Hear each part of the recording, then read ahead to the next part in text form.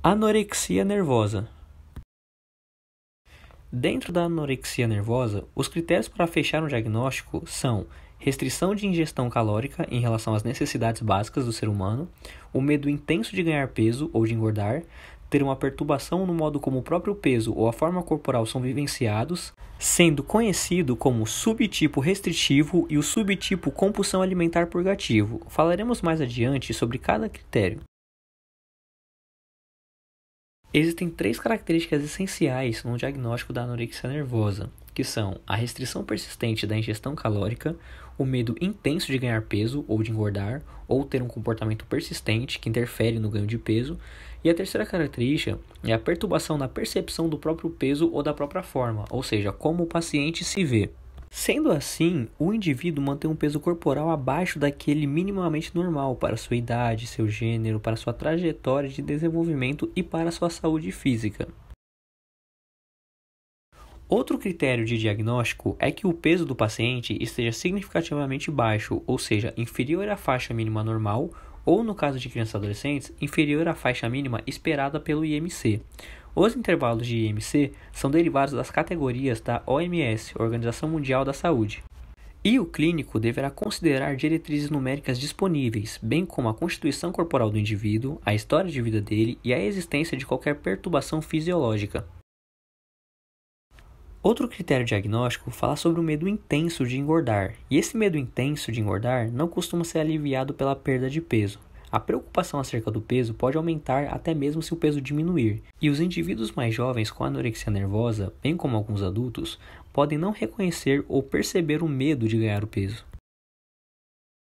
Outro critério fala sobre a percepção do paciente, então a vivência e a significância do peso da forma corporal acabam sendo distorcidas. Algumas pessoas sentem-se muito acima do peso, mesmo não estando. Outras percebem que estão magras, mas ainda assim se preocupam com determinadas partes do corpo, em particular com o abdômen, ou os glúteos, ou o quadril, e dizem que estão gordos demais.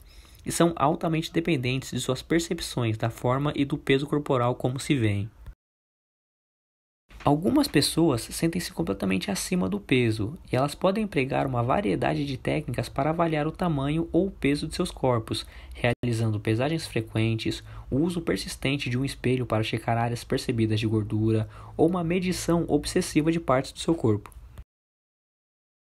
A autoestima de indivíduos com anorexia nervosa é altamente dependente de suas percepções da forma e do seu peso corporal.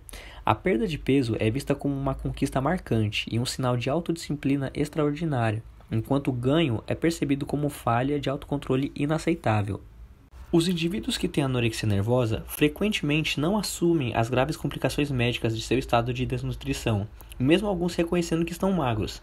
Geralmente, é levado essa observação profissional por familiares depois de perda de peso marcante ou insucesso de obter o ganho de peso esperado ter ocorrido. Os pacientes buscam ajuda por si mesmos e costuma ser devido à angústia causada por sequelas somáticas e psicológicas da inanição. É raro uma pessoa com anorexia nervosa queixar-se da perda de peso por si só.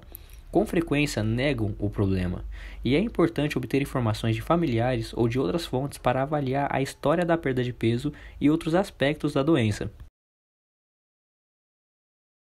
Existem alguns subtipos dentro dos critérios diagnósticos.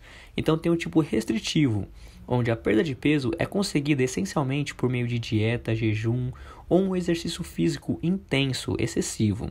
Outra característica do tipo restritivo é que durante os últimos 3 meses o paciente não se envolveu em episódios recorrentes de compulsão alimentar ou comportamento purgativo, por exemplo, vômitos autoinduzidos, uso indevido de laxantes, diuréticos ou enemas. E existe, ao mesmo tempo, o tipo compulsão alimentar purgativa, onde nos últimos 3 meses o indivíduo ele se envolveu em episódios recorrentes de compulsão alimentar purgativa, realizando vômitos autoinduzidos, usando indevidamente laxantes, diuréticos ou enemas.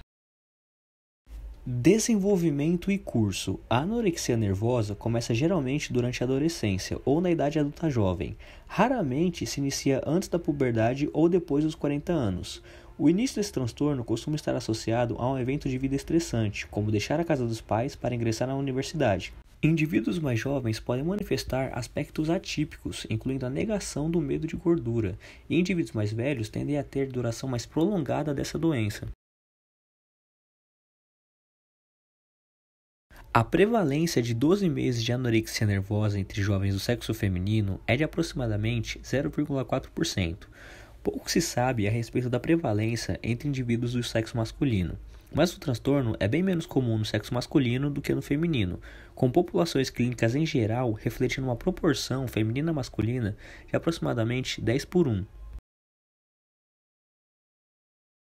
Indivíduos apresentam um período de mudança no comportamento alimentar antes de preencherem todos os critérios para o transtorno. Alguns com anorexia nervosa se recuperam inteiramente depois de um único episódio, e a hospitalização pode ser necessária para recuperar o peso e tratar complicações clínicas.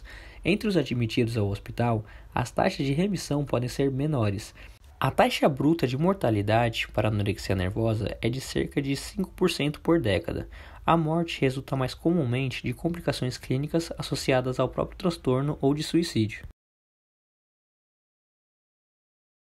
A respeito dos fatores de risco e prognóstico, os fatores maiores de risco de desenvolver anorexia nervosa estão nos indivíduos que desenvolvem transtornos de ansiedade, os que exibem traços obsessivos na infância, pode ser em culturas e contextos que valorizam a magreza e trabalhos que incentivam a magreza como modelos, e em ocupações como atleta de elite. Ele também exibe um risco maior entre parentes biológicos de primeiro grau de indivíduos com o transtorno. Sobre o risco de suicídio, ele é elevado na anorexia nervosa com taxas de 12 por 100 mil pessoas por ano. A avaliação de indivíduos com anorexia nervosa deve incluir a determinação de ideação e comportamentos suicidas e a história de tentativas de suicídio anteriormente. Dentro das comorbidades, transtornos bipolares, depressivos e de ansiedade em geral ocorrem concomitantemente com a anorexia nervosa.